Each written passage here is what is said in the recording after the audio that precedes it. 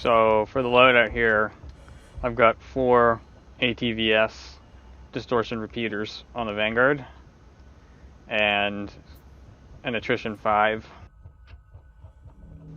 So in previous patches, distortion weapons never actually worked properly. They still might not be working 100%, but based on... Oh no, they work. They would definitely work? They definitely work. Okay, good. Some fucking smartass was shooting me with triple sucker punches earlier. Oh. They work. Okay, then. The weapon is literally called a sucker punch? The weapon is literally called a sucker punch. Oh, they know. It's a distortion. It's a distortion cannon. It's like a ion gun in Star Wars. Drains shields and power. Yeah. So what I'm going to do is I'm going to change my weapon groups. Flip those around. And I'm going to go into power. And I'm not going to overclock the attrition. I'm going to bring it to about 33% over power. And then I'm going to let the ATVS repeaters overclock themselves. And I'm going to overclock the shield gens. And like the thing about distortion weapons is they typically have higher velocity than their same size counterparts. They typically have more range. And they typically have damage equivalent to +1 of their size. So they're definitely meant for coordinated attacks where it's like, okay, hit him with a distortion, alright, he's fucked, let's get him. Bam. Yeah, they can't do any hull damage, like they can't destroy anything on their own, but they, if you had a wing of ships or whatever, all with 1 distortion gun each, they could all kind of concentrate distortion energy and kind of disable a larger target or take out its shields much quicker than they could otherwise.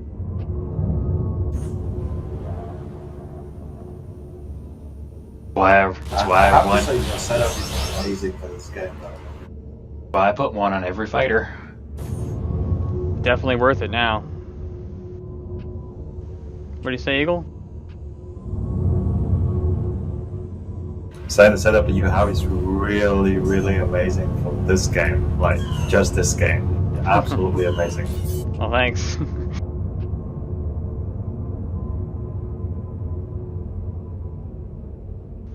Alright, so there's a Mustang, so the shield strength is in the top right.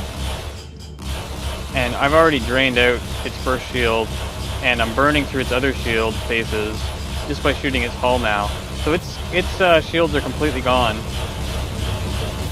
And you'll notice that once its shields are gone, I no longer get hit markers against it with the distortions. You can kind of see there's like a cloud around it now of like built up distortion energy. And of course I can just finish it off by hitting it with the attrition at that point. What kind of effect does it have? It drains power The show? from the whole ship once you're through the shield. Okay, so you need to get through the shield first, and then it drains the power. Then it drains the power, yeah.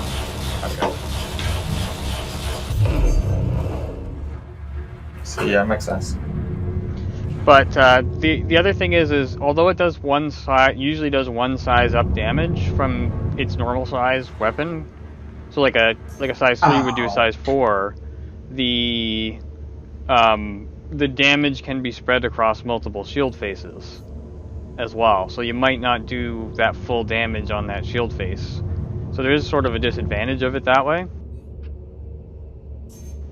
But when it comes to the Vanguard specifically, because the damage is so high, because the velocity is so high on the distortion gun compared to the other nose guns, it pretty much makes it one of the guns that you really want to use now. In addition to the massive shield drain that it does, because the Vanguard version, even though they're size 2s, they deal damage as if they were size 4s. The downside is once you are through their shields, then you're not doing as much hull damage, so...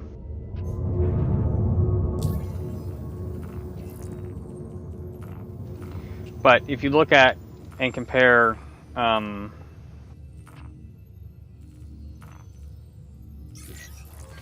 Oh, here's a good one to test it with, because there'll be a couple of Connies in this, I bet. But when you look at like the Vanguard weapon stats, and I'll probably edit that back in when I go to put this up officially. When you look at the Vanguard weapon stats, it's either the ballistic repeaters on the nose or the distortion repeaters that have a good velocity. Everything else is in the 1,000 or lower range.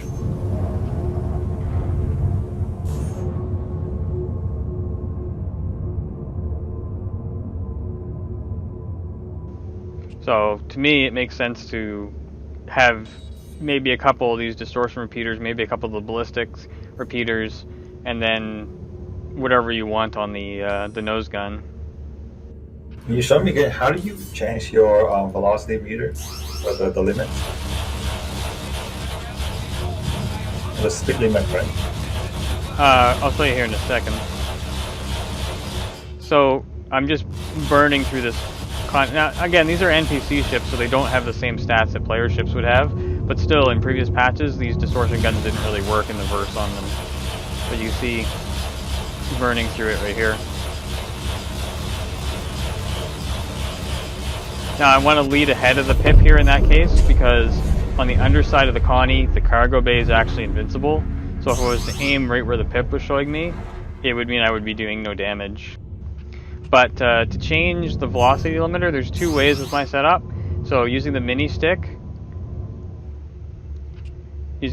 here, it changes the velocity limiter. Single pull on the dual stage trigger on the Delta gives me afterburn. Double pull releases the velocity limiter. And the brake lever is acceleration limiter.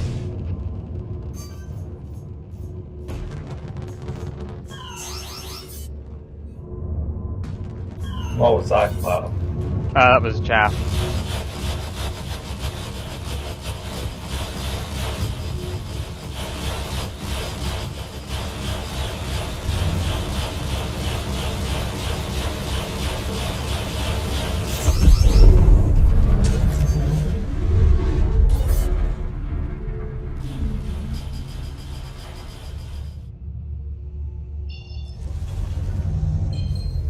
And we did test the distortion weapons player on player, and like Bill was saying, I guess he did even more extensive testing. So yeah, distortion weapons definitely work in the verse now. So that's going to change up the meta a little bit. How effective did you find the sucker punches were? Really quite effective. Oh, cool. I'm about to use them on some other people now, Oh, excellent. instead of having it used on me. I guess the good thing about distortion damage is too, if once you're through your shields, racking up enough distortion damage can, in theory, completely shut down the other ship. I've seen it on NPC ships, but I haven't seen it on player ships yet. But EMP has the same effect. Like, EMP just actually does distortion damage.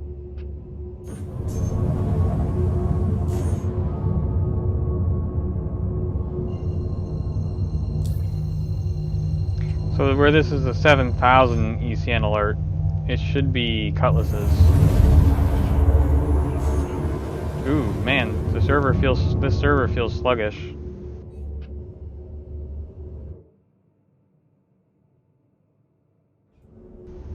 So if the server feels sluggish and the distortion weapons are still working, that's probably a good sign. Mayday, mayday! Outlaws are attacking my ship! Okay, so this is a Buccaneer.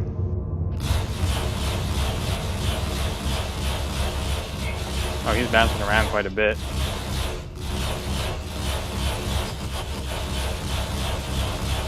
See, I've stopped getting the hit markers on him, even though I'm still hitting him, because once his shields are down, it no longer does a hit.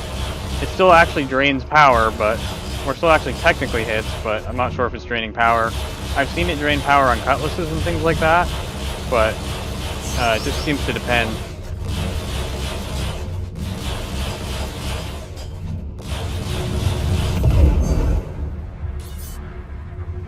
I was kind of hoping it would give us some cutlasses to sort of test it out on, since I have seen that happen.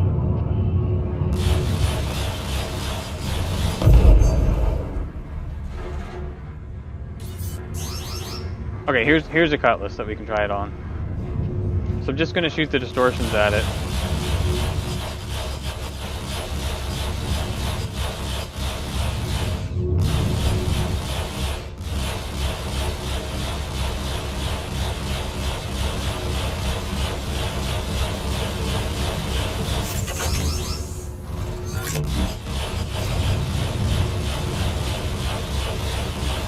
Might be hard to tell on the stream, but you can kind of see the blue cloud that's around him. That's like the distortion damage.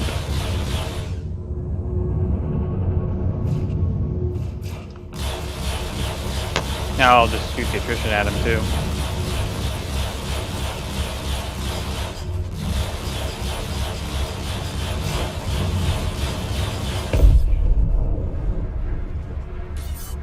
And here's another Buccaneer.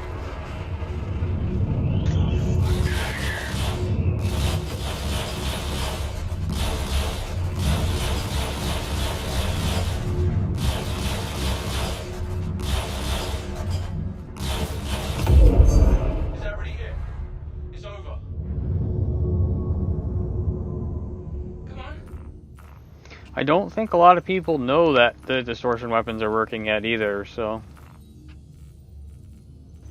maybe more people are figuring it out for sure. Yeah.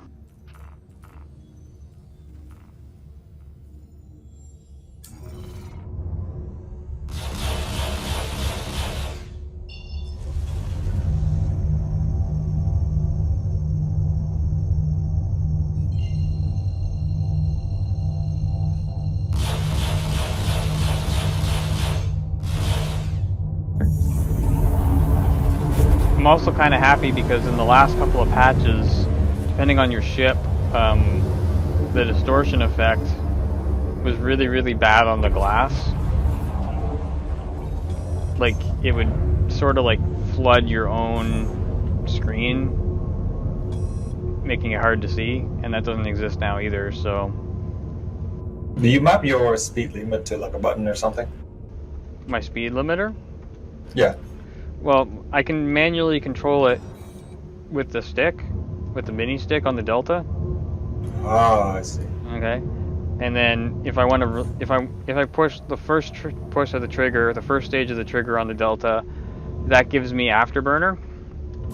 If I do double press, it releases the speed limiter entirely. I see. So Very cool. Yeah, so no matter what, it gives me the ability to release the speed limiter at any time. The brake lever on the Alpha controls the acceleration limiter. You might be able to see it there on the left on the HUD where it says thrust. So that's going up and down as I squeeze the brake lever on the Alpha. Please proceed to assigned landing bay. So one thing you can do with releasing or reducing the amount of acceleration you have is in gravity, say above like these pads, or in atmosphere in a planet,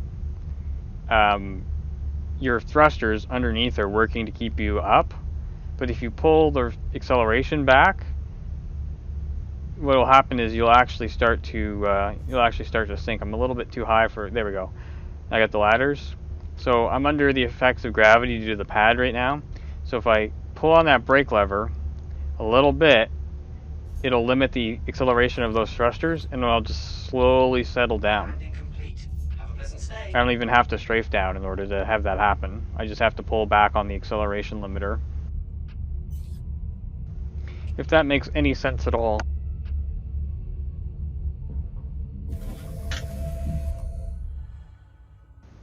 But yeah, I don't think maybe going all distortion is maybe the best idea. Like maybe making 2 of these the ballistic repeaters, since their velocity is pretty close, is probably the best idea. They have limited ammo, but you don't need to use them all the time, and you can sort of save them until you've given that initial distortion barrage, and that way when their shields are weak, you can use the ballistic to have their maximum shield penetration effect. Because right now, shield penetration on ballistics is based on how strong the shield facing that they're hitting is currently. So I'd probably say, rather than 4 distortion, 2 distortion, 2 ballistic, and big ass energy on the front. Seems pretty reasonable. And that gun looks really good. But that also probably means that, like those ships that have the double size ones, like say a Hornet, or the double turret on the Arrow, for example, those are also probably prime candidates to stick distortion guns on, because like I said, they usually act as though they're a size 1 up in terms of velocity, range, and damage.